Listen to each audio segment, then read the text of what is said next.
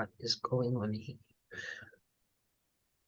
Good afternoon, Ngozi Talk Shows family. It's Nomsa here at Ngozi Talk Shows. Find your own voice, lead from within.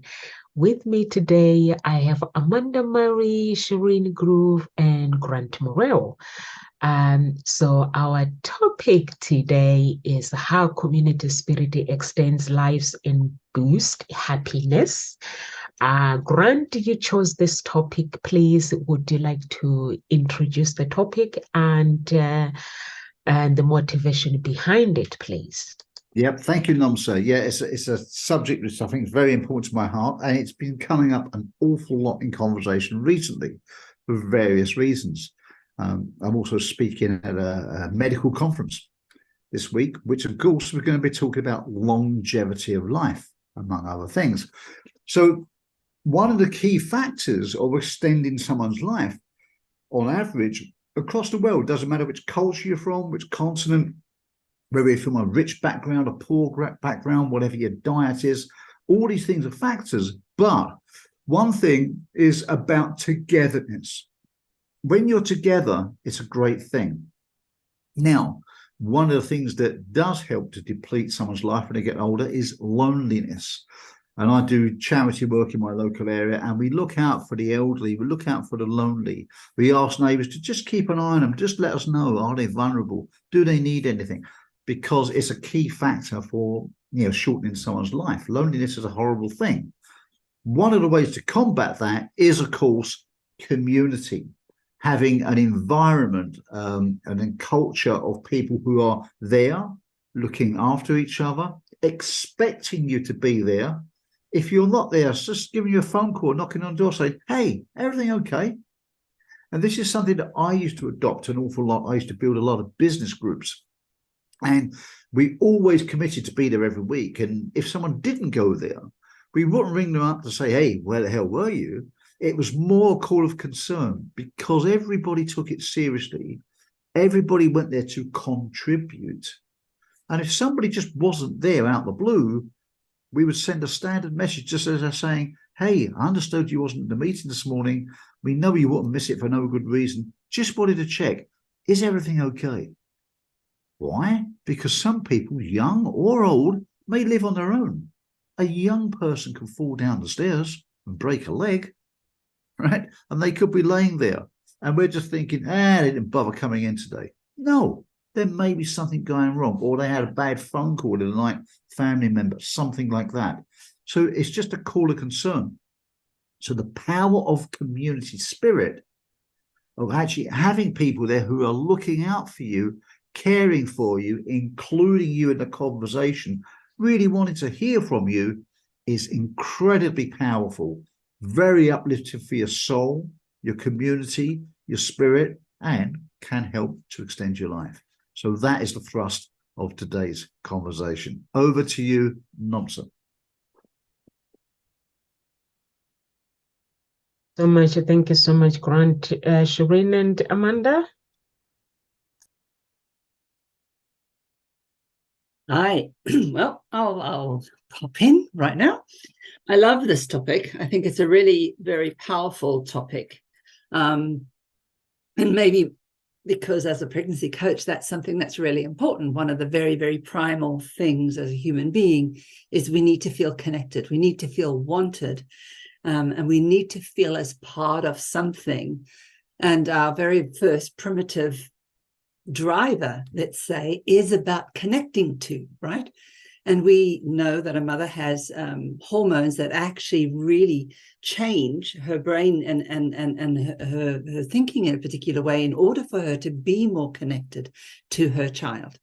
And we know that when children are much more connected and bonded to their mothers, they grow up to feel much, much more resourceful, much, much happier, much, much more profound in the way they will spend their life. So, yes, I love to think about community in the sense of our own community, right? Our whole body is a community. Our whole body has a community of, we have we talk about probiotics. The probiotics, or the biome, is a community that lives within us, but it's not us. and yet it's part of us. So we have a community, and in a sense, all our organs work as a community. There may be a central organizing system, but our whole body is a community. So we walk as a community, and we need an external validation or an external source as a community for us to be healthy and well. And there's plenty of research to show that weaker communities tend to have much poorer general health, much more disruption in the social group, and a lot of mental health, ill health. So I love what you said there, Grant, that you were doing. You were going there and saying to someone, oh, we haven't seen you for a couple of days. So imbuing that sense of connectedness, that sense of allowing people to see that they are cared for, that they're important, because that then gives them the thing that's so very important for them, which is, I have a reason to live. Because I think that if we don't have a reason to live, we just won't live if we don't have that. And so it also reminds me, and you may not even think that this might be useful, but one of the things, I'll tell you a little story about wild dogs. They noticed that when some of the wild dogs were in South Africa, when some of those wild dogs were actually damaged or hurt or wounded, let's say, when they took them away from their community, those wild dogs, even though everything else was normal, all their systems were normal, they were dying. They were dying until they realized it was because the dogs were in such harmony with each other that they started to bring, if one was wounded, they would capture another dog, so that there would be two wild dogs within the same pack that were there. And they found that they then had 100%, they would go back, they would be able to put them back into their communities. So even animals have that sense of deep community. And so it shows that it is such a deeply embedded aspect for our health and our well-being. So yeah, Amanda, what's your take on community? Well, I think community is really, really important. And that's actually one of the reasons why we have that group think. Why even when you know something's wrong, if nobody else is standing up and saying, hey, that's wrong, it's very unlikely that people will. And there's so many experiments like that with our psychology, that our brains are wired to be part of the community. And if we feel like, oh, if I stand up and say that, I'll be excluded from the community, then we're really unlikely to say that. So there's many examples of like professors kicking somebody out of class and nobody saying anything, and they kick them out for no reason. And then they go back and say, why didn't anybody stand up? And this example is shown over and over and over again. Or the example of, if they take the fish, or I've seen another example where the professor has a goldfish in a bowl, and he says everybody must stay in their seat, and then he takes the goldfish out of the bowl and sets it on the table and says, like, if anybody gets up, they lose all their marks. And so the professor leaves and nobody gets up, and they just like sit there and let the goldfish die. And because they're all worried about their marks and worried about what people will think if they get kicked out of class or get kicked out of their university course. And the professor's really at this time trying to teach them that, like, they need to not listen, not do the group think, get up and actually have empathy and save the goldfish. And yet so often people just sit there, like almost in shock of like, what do we do? When really what we want people to do is get out of that group think and do the right thing. And we've seen that happen many times throughout history, where the groupthink and the psychology of groupthink is actually used for really horrible things. But I think the power of community spirit is really, really important. And I know even for myself, what Shireen was saying about when you have a baby, the community is so important, because especially having other friends that are new moms, because as an older mom now, you forget what having a baby is like, and you forget the sleepless nights and what it's like when your baby doesn't eat or when they're not sleeping or whatever. And you need that community of moms to be like, you're not alone. You're not alone. My kid's doing that too. Or even as having teenager now, having other moms that have teenagers or preteens being like, oh, my kid does that too. Then you're like, oh, okay, it's not me failing.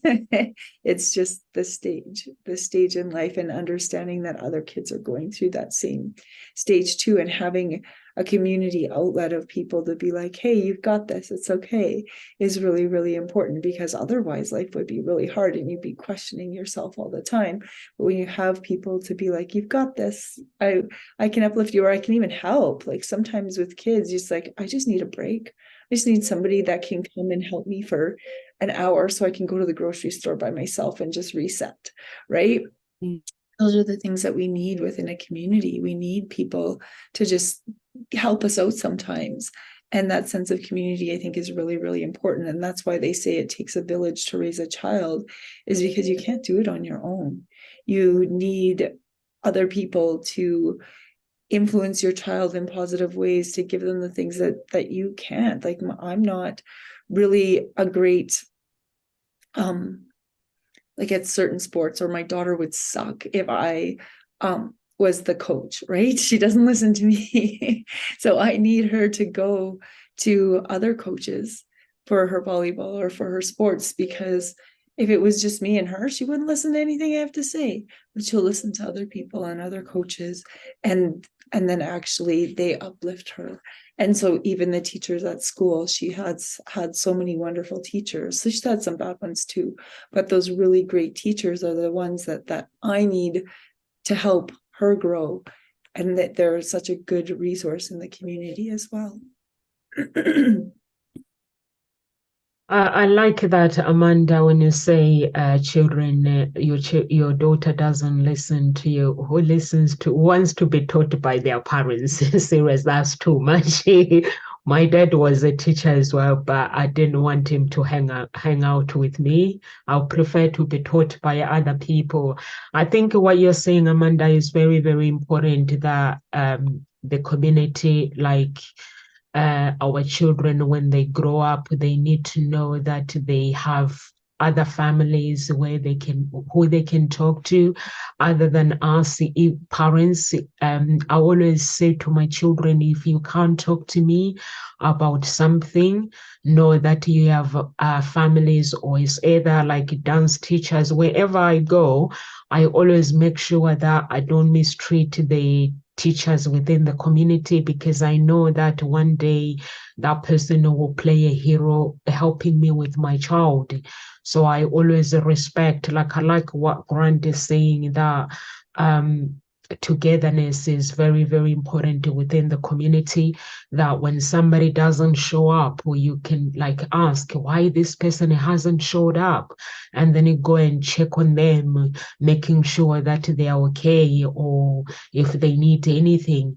I think lockdown, it taught us so many things. Like where I live, I saw so many people coming together as one. But before, people will be like, I don't want to interfere with anybody. They mind their own business. But during lockdown, they were like asking the elders, do you want shopping? Do you want this? Or sometimes the people will team up on Facebook just to see if there's anyone who needs help, which is very, very important. And Shireen, as a midwife, you're working in the community and working as a coach. What kind of a coach are you? What? Who? Me? Yeah. What do you call yourself? I know you work with delivering babies. I'm a mental fitness and pregnancy coach. Yeah. So yeah, I know you're a pregnancy coach delivering the babies, because I got to know your work more when you were specific talking about it. Yeah, so that is a sense of you connecting with people within the community, because you go to the hospital as well, and you sit there with a pregnant woman while they are giving birth, and the doctors, you get to know them, you get to know their life stories as well. I think that is really, really important. And over to you, Grant. Thank you, Nomsa. Thank you. Yeah. and it is such, I mean, these key points that are made here from what, Shireen was saying, absolutely so vital to be needed, to be absolutely needed by people. Because people, when they do need you, when they expect you, when they value your input, it does so much for your self-esteem and your expectancy. And you said about, unless you get up in the life, unless you've got a reason to get up, we don't get up. People wither and die. And that's literally it. In these documentary series I was watching, one of these very old people, who was over 100, went to the doctors, and the doctor said, "Yeah, you're doing pretty good. Like, why?" And he said to the doctor, "Well, what's your purpose in life? Because I know what mine is." He knows why he's getting up in the morning. Now, I'm going to challenge it. Most people say, "Oh, it's for my, my family, my kids." I don't really think that's enough. No, it's a responsibility. It's a dutiful thing. It's a wonderful thing to do. I'm not undermining it for a second. It's not a purpose. A purpose is something outside of your immediate realm. It's something bigger than us. A purpose will outlive us. As this old Japanese guy said, he made this beautiful wooden furniture, and he said, "This is going to way outlive me and leave the world in better condition than I found it. I'm putting something back to make the world better. This is my purpose in life." That was his purpose. So whatever it is for you. So a purpose is a huge thing. And when you're living life on purpose, as they say, it's a whole different, it drives you through bad times, because we all get bad times, but it's like, no, I've got to stay on my compass head. This is what I do. That's the thing that gets you up and gets you going again, gets you through it. And when you're there and people are expecting you and valuing what you do, you feel valued. You don't hold back. I was doing a workshop earlier about people overthinking in business, procrastination, fear of speaking up, blah, blah, blah.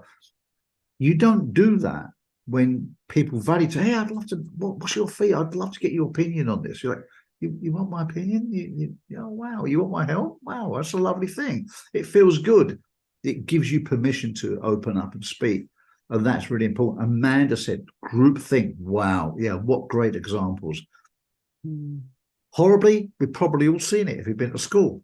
There's a school bully someone for having curly hair, being fat, thin, funny eye, living in a house with funny paintwork, anything they can find, and they bully them. The cool kids sometimes don't want to be seen as uncool. Yeah, we're bullying them too, because I don't want to be left out. Don't want to be left out from the tribe. Tribe can be a great thing. It can be a bad thing. It takes a true leader to stand up and say, "Hang on, this ain't right. This ain't right. I ain't doing this." And those people who stand out risk being pushed out of the tribe. And going back through prime, I've learned this from my trainers. When you go back millions of years, we have a fear of being pushed out of the tribe. Why? When we lived in villages, if we was pushed out of the tribe, we wouldn't get the food, we wouldn't get the support, we couldn't be around the campfire that kept wild animals away at night, and we wouldn't get a mate to have offspring with. That's one of our primary needs in life. Apparently, this is why we're on this earth. We feel that's one of our major things, and if that's at risk, we won't do it. So we need to ask ourselves questions. The power of community spirit, can be a great thing. It's like anything, can be a great thing. But are you doing a good thing? Are you doing that? So be careful of that, and it makes such a difference because you can uplift people. So I'd say think about this in your community, because we've all got loved ones, elderly loved ones, and hopefully they're taken care of. That's not always the case. That's not always. There are people living down the road who, I knew a lovely old lady who lived in 96. Her children were killed in a train crash, a very famous train crash in Britain years ago. Her children, most of the children were killed in it. And that was a long time ago. And she lived for years after, but she was a tough old bird, a very tough old bird. But not everybody is, and that loneliness can kill you. So if you're stuck, and her son lived overseas, so she had no family members near her, lived in a quiet little village. So think about that: the little old lady, the little old man down there, or the young guy. Maybe he's got mental health issues down the road. Are they okay?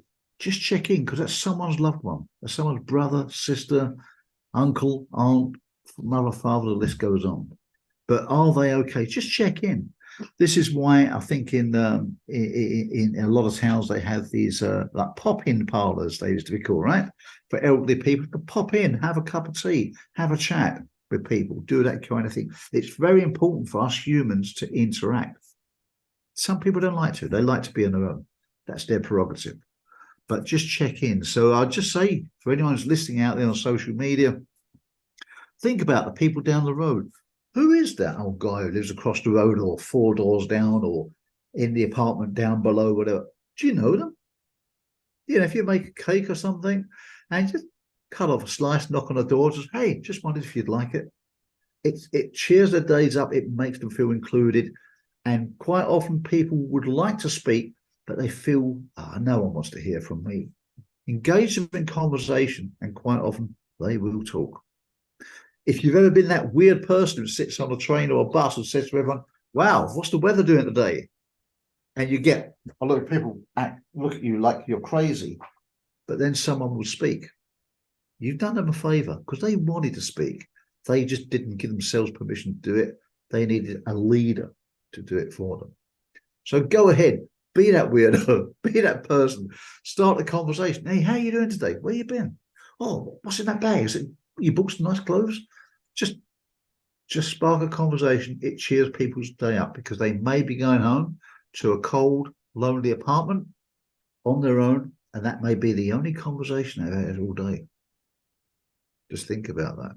Amanda, do you see this in kids at school? You see some kids a bit withdrawn or something?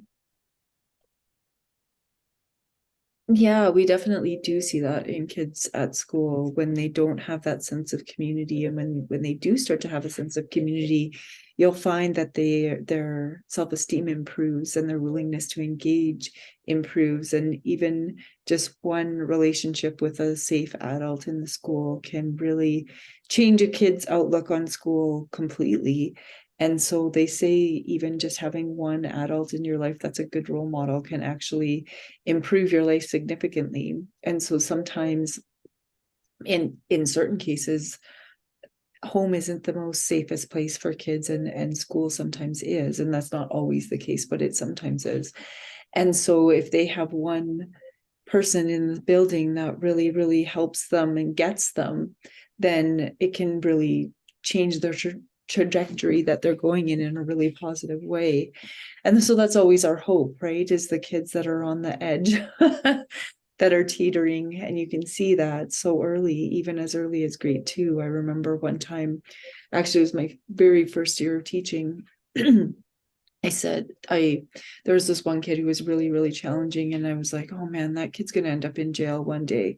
And sure enough, I ran into his sister years later and he was in jail. And there's nothing that like I did everything I possibly could to try to connect with this kid and to support this kid and to get the kid the supports that he needed within the school. But it also has a lot to do with the choices that they make as well. Right. And so his community that he found was a group of kids that weren't great, but his sister took a very different trajectory and surrounded herself with really positive people who were focused on school. And she, when I ran into her, she was in nursing school. So there can be in any family, even two kids that have very different trajectories based on who they surround themselves with. And they say who you are is a combination of the 5 closest people to you.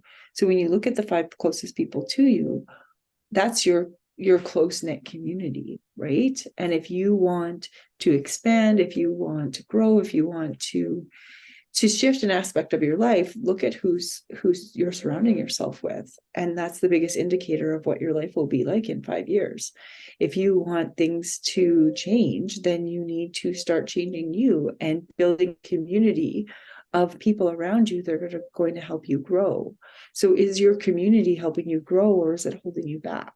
And I think that's something that we really need to always ask ourselves is the people that I surround myself with, is my community helping me to become the best version of myself? And if it's not, then what is it that I need to change within myself that's going to allow myself to surround myself with people that are going to help me grow, that are going to help me become the best version of myself. And so for me, I found that community within yoga, and to surround myself with people who are focusing on mindfulness, focusing on growth, focusing on that like inner healing, right? And so when you find that within yourself, and you start to attract other people who are searching for that same thing. And so you may need to shift something, try something new, something that you've always wanted to do that you've never done before. Maybe it's take a dance class. I'm not sure what it is for you. Maybe it's take an art class, and you'll start to surround yourself with a new community that's going to help uplift you and help you become the best version of yourself. And so, while I think community is really, really important, I think we also have power to shift who is in our community and how we're surrounding ourselves with that community. And Grant was saying that he volunteers within the community. And I think that's really important. And the people that are also volunteering with you, they're probably really uplifting and goal-setting individuals that are trying to make the world a better place. And their stories are probably really empowering too. And so surrounding yourself with those people who are trying to make the world a better place, is probably just like expands your community connections infinitely and gives you that deeper sense of community, knowing that humanity as a whole isn't super self-absorbed, right? Because we like to hope that we're not these narcissistic beings that don't care about other people, that we are caring, compassionate, empathetic people that want the world as a whole to prosper.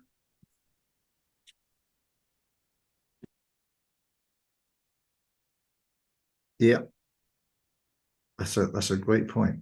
That's a great point. That is lovely. Nomsa, what are you thinking about that?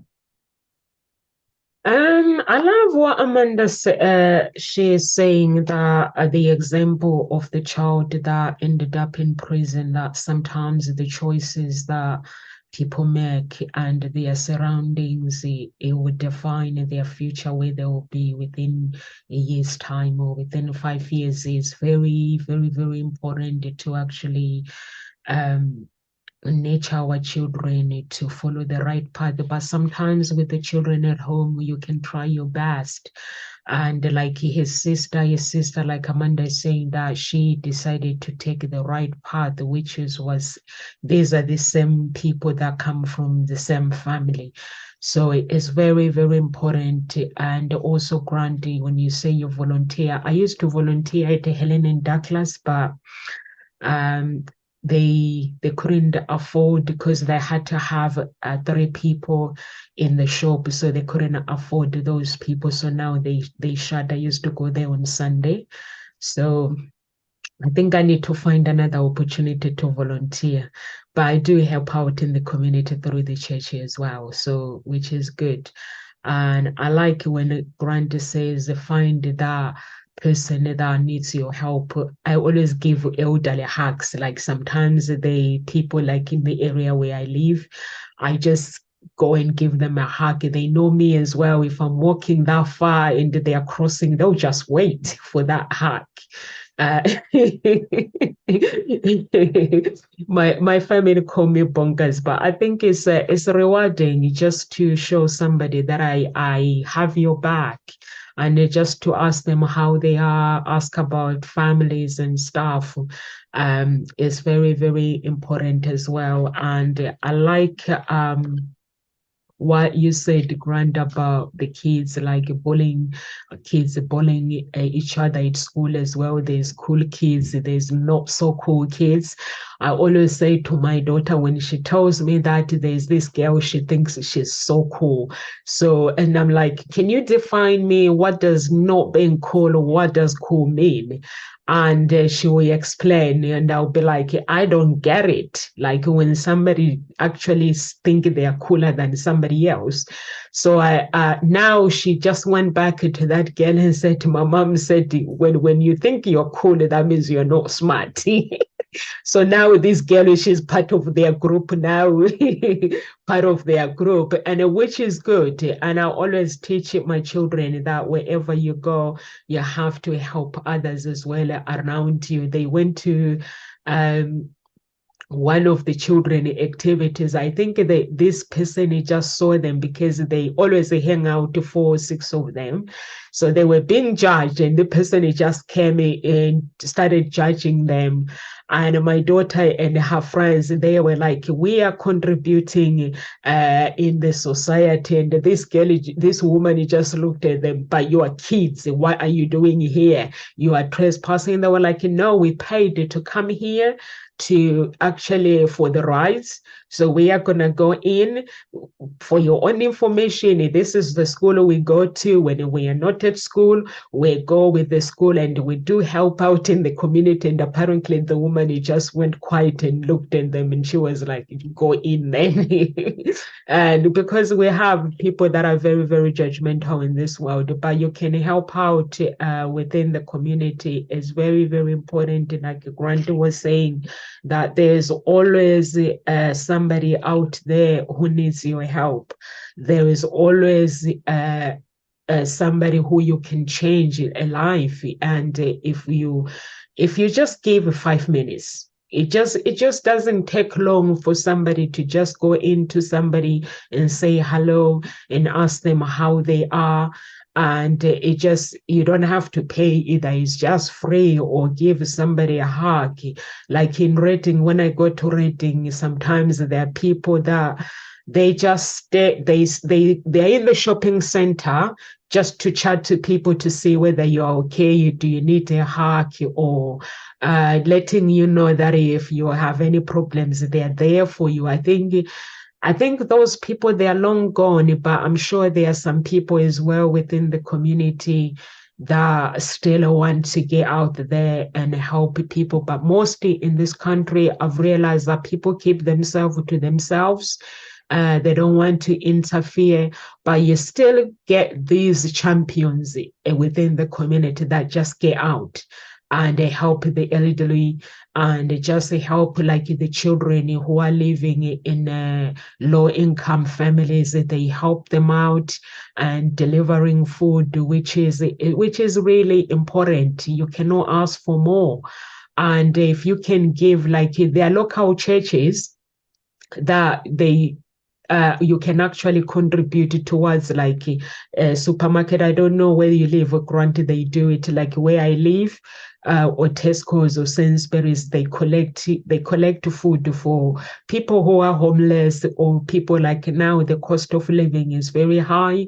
So you can contribute towards that for somebody really to have food. Yes, they do. And I went to the supermarket last night and literally got a couple of tins and put them in that box. There's various boxes just behind the checkouts, and I get a couple of tins of food, because there's always homeless people outside, but it's a food collection point for people who are living on credit or stuff like that. And I just, when I get myself tins, I'll get a couple of extra tins and just pop them straight in after. Yeah. Randy, why are you so bright? Because the sun's shining through the window. So what I'm going to do, as you continue to talk on the camera, I'm going to close the curtains and put my light on. Okay. Please do. You are so bright. Shireen, are you there? I'm here. You can see me, surely.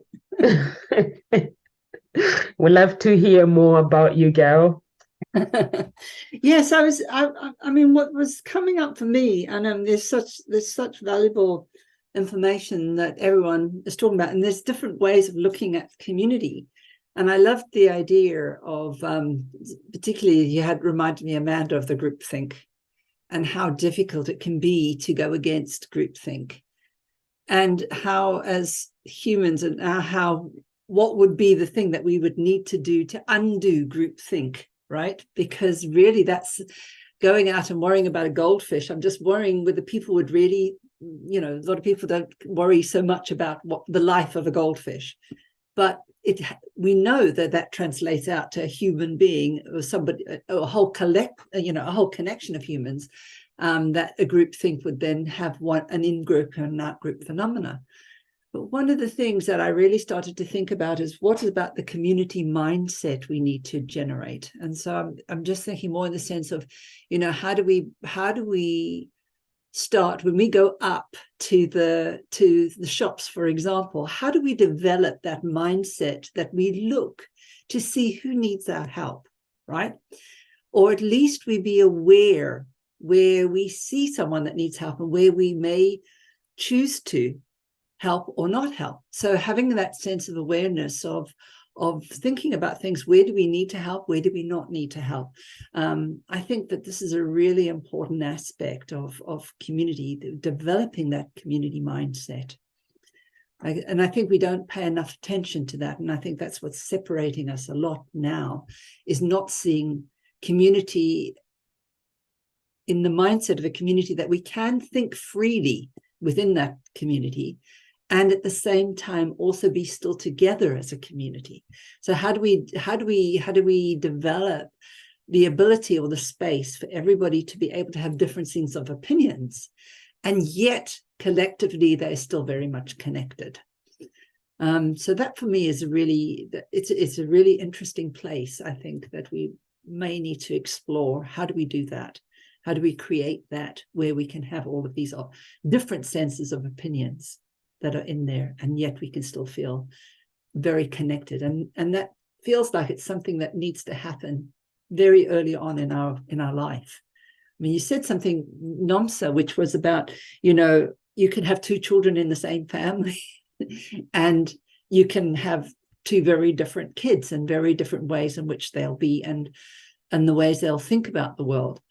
And so how do you hold that kind of family connective community mindset within a family so that we can have all of that and yet still feel that deep sense of belonging, that deep sense of knowing that we're always there for each other, and not necessarily there just to protect, but there to help uplift in a different way. So if they've done something wrong, how do we handle that in a way that allows them to still feel loved, but yet also, accountable for whatever they're doing?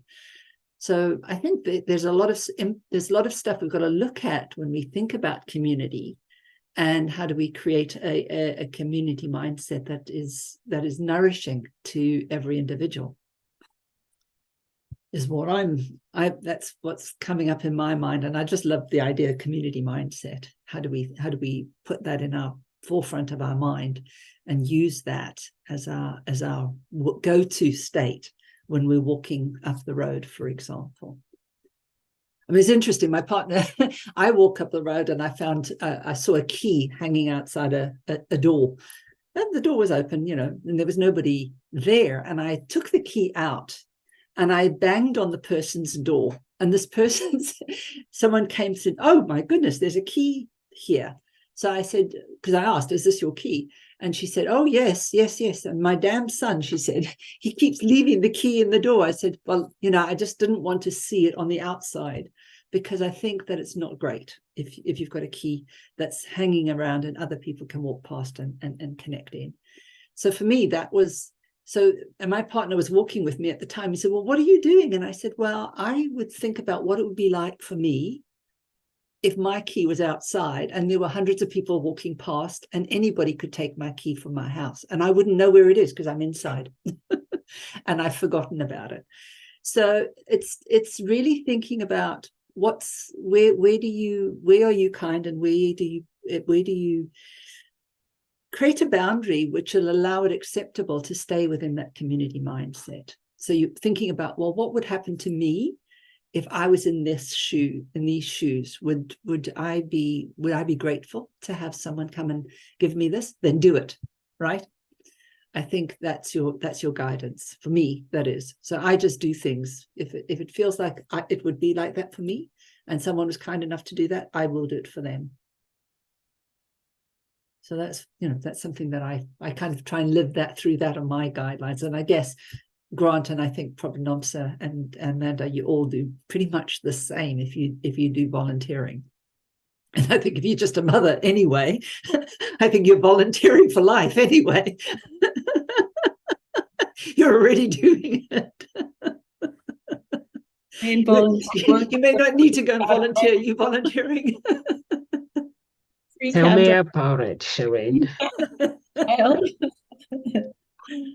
But yeah, that sense of community too. I get a sense of community with my daughter and her friends as well, because they are off, like I'm taking them to the Y, or they're going skating with a friend, or they're doing different things, but it's also like enriching her with those community experiences, right? She could just as easily be hanging out with friends that are doing not great things, but her and her friends are like, can you drive me to the Y? Can you drive us to skating? Can you drive us to go do this? And then when they're always doing something active and being, their community is very active. And I think that's one thing that we really need to think about too, is who are we surrounding our kids with, and what are we modeling through community?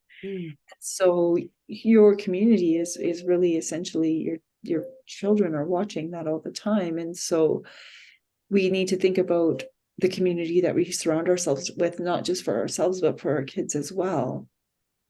And for me, one of the things is I grew up with alcohol around all the time. And for myself, I didn't want that for my daughter. So there's no alcohol in our house because I didn't want that modeled for her, that was normal to drink every single weekend and every single night, and to get completely loaded every single weekend. Like I didn't want to model that for my daughter the way it was modeled for me. And so there's just no alcohol in our house. And I have friends that drink and will go, and I just model being able to go to parties without drinking, and that it's okay for that. And it's okay to have that modeled, where I've never modeled anything like that. And so and people can bring over wine or something to my house if we're having dinner, but I don't keep it in the house. It's not always here the way that it was modeled for me. And so as you become an adult, you get to model what you choose, what you see in your community that you don't want anymore. You get to then change it and shift it and model it if you become conscious of it, right? If you're not conscious of it, then you won't realize what it is that you want to change. And so I think really looking at our lives and being conscious of our patterns create our community, right, as well. So I often think sometimes too that we're shut off from community in our world because we come home, we drive into our garage. This is what it's like in Canada anyways. Come in, drive into our garage, and you don't even need to talk to anybody. There's no one outside because it's cold out. And you just come in and you could just sit down and watch TV all night and not associate with people at all if you wanted to, right? But when we put ourselves out into the community, like volunteering or sports teams or going out and being part of an art class, that allows us to build our sense of community and not be isolated. And one of the things, we've seen a huge increase in drug abuse in Canada and in suicides in Canada. And I think a lot of it has to do with the isolation that people felt during the lockdowns, or the horrible habits that they started during the lockdowns because nothing was open for them to have an outlet for community, or all of their sense of community and sense of well-being was taken away from them during that amount of time. So I think it's really, really important to foster community and foster positive communities within your life. But I know we're up for time, so I want to just say thank you guys. And I think community is great. And even you can create an international community like we have here, because I'm in Canada. Shireen, I'm not sure where you are. Grant, and we're all in England. In Europe. Pardon? Are you in Europe too? We're all in England, I think. All in England? We're all in England. Shireen comes. International community. Yeah, Shireen comes to walk, sometimes pass through where I live. She never gives me a call to say, let's meet up for coffee. By the time I've walked 21K, by then I'm ready to go home. I know. Shireen was made somewhere else but lives in England. But yeah, it's a wonderful thing. Online too. I'm just gonna hopefully wake my daughter up. I'll be right back. So you wrote yourself some notes here. What are the notes about? Well, I just wanted to share some tips for people when we're talking about community spirit. I mean, Okay. really just start with it really, really simply. I just want to give you 5 tips and then a bonus at the end. So, guys, if you're out there, grab your notepads. If you're not driving, grab your notepads, grab your pens, grab your iPads, your tablets, whatever, wherever you put your notes. And just 5 quick tips I want to give you and a bonus at the end of how you can get involved, how you can do this. And it doesn't matter which group this is. Whatever takes your fancy, it's just a way of bringing human beings together and interacting. You know, we use social media a lot. I use social media a lot, but you know what? Life's about balance, isn't it? Social media is a way of keeping in touch with people. People deny it, and it isn't. It is a way, but it is a way. But physical interaction. Knobs are talking about hugging people. You can't do that online. Online's great. I'm a great advocate of it. But there's bonuses as well, some benefits to doing stuff face to face. So, number 1, what I would say, write this down, guys, if you haven't already, is research. Very simple. Just research which groups are in your town. Whether that means getting that local newspaper that comes to the door, looking at a postcard in the newsagents, like, you know, the tobacconist shop, whatever it's called where you live, smoke shop, I believe they call it in Canada, right? Whether you get it there. Or whether you go online, you go onto a search engine, you have a look, or look onto online magazines. Doesn't matter, or just knock on the doors next door and ask, where are those community groups? So firstly, is number 1 is go and research which community groups are in your town or city. Go and do that. Number 2 is go and see. Once you see where they are, just put it in your diary. And if you're anything like me, unless it goes to the diary, it ain't going to happen. So put it in your diary, just go. And if there's 3 of them, don't overwhelm yourself. Don't go through 3 in a week unless you want to. Just go to 1 a week, check them out. Just go yourself and try it. Just see what goes on, how it works, because they all work a little bit differently. See what they're like, okay? That's number 2, go and see how it works, okay? Number 3, if you can, ask, can I get involved? Can I help? Rather than just can I do something? Now, here's the thing. I do a lot of work for charity, but I often say to people, you know, you shouldn't have to put as much time or effort in as I do. If everybody just put an hour in a week or 2 hours, and we waste time all the time in our diary. When you look at your diaries, if I helped you go for your diary, I could find time for you, I bet. Put 1 or 2 hours in. If everybody done that, rather than thinking you've got to put 15 or 20 hours in, because you've got your own family, you've got your own life, you've got your job and hobbies. If everybody's put 1 hour or 2 hours in a week, it would make an astounding difference. 1 hour, right? And you just ask, can I just do something? 1 or 2 hours a week? Whether that means you go to this group, you make the teas or coffees, whether it means you put the chairs out or put them, I haven't got time to get there at the beginning, but I'll get there at the end and I'll put the chairs away. Whatever it is, speak to the people down the road. Oh, I'll make a poster. Maybe you are great with being online. You're like, hey, I can make an online poster for you. I can do that. I love doing that stuff. Whatever you love doing, whatever lights you up, say, would it help? Just offer to do that. I make communities all over the world with various things, and I can tell you the skill sets that I don't have. And if they ask me, I'm like, you're asking the wrong person. That's not my skill set. Ask that person. They're really good at that. But if you want me to do X, Y, or Z, that's what I can do. So just do something that lights you up. And of course, that brings out the best of you, puts a big beaming smile in your face. And when someone comes through the door, what do they see? A nice smiling person, makes them feel welcome. You see a smiling person, what do? You tend to smile back and you send positive energy around. That's number 3. Ask if you can get involved, if only for 1 or 2 hours a week. Or maybe it's 1 or 2 hours a month. I don't know. Number 4, when you walk or drive down your street, because I know sometimes we don't all get to walk down a street, but I try and make a point of walking down my street. If I don't have time to walk down my street, you know what? I drive slowly. Right? I drive slowly, and sometimes I undo the windows, and I'm just like, what's going on? Oh, they're having something built there. That's good, good, good. They're moving. Right?